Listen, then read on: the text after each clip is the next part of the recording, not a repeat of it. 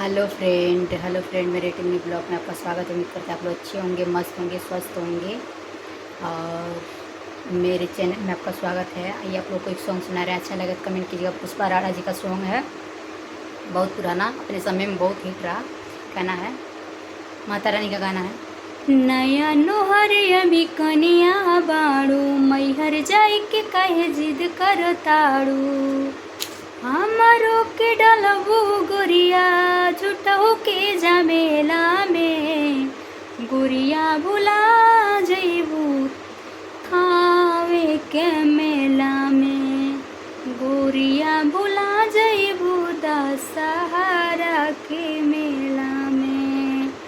नया नोहर अभी कनिया बाड़ू, मैहर जाए के कहे जिद कर ताड़ू। हमारो के डलबू गोरी झूठा के झमेला में, गोरिया भुला जइबू थावे के मेला में, गोरिया भुला जइबू दशहरा के मेला में।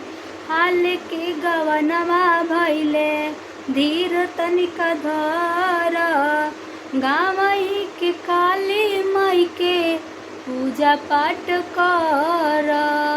हाल के गवनवा भइले धीर तनिका धर, गावही के देवी माई के पूजा पाठ कर।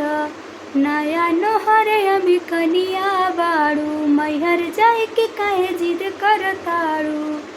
हमारो के डलबू गुरिया झूठो के झमेला में, गुरिया भुला जइबू थावे के मेला में, गुरिया भुला जइबू दशहरा के मेला में। पहिले के भौजी अइली कोइली न धाम हो, अवते अवते कोइले बाड़ू हमके परेशान हो। गई न को बहू घूमे हमहू अकेला में, गुरिया भुला जइबू तारा चंडी के मेला में, गुरिया भुला जइबू दशहरा के मेला में।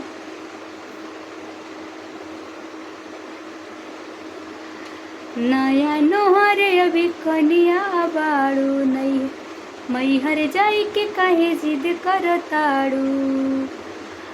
हमारो के डलबू गोरी झूठो के झमेला में, गोरिया भुला जइबू दशहरा के मेला में। बात नाही मनबू त लाल चुनरी मंगाल, भौजी औरी माई के संगई लियाल।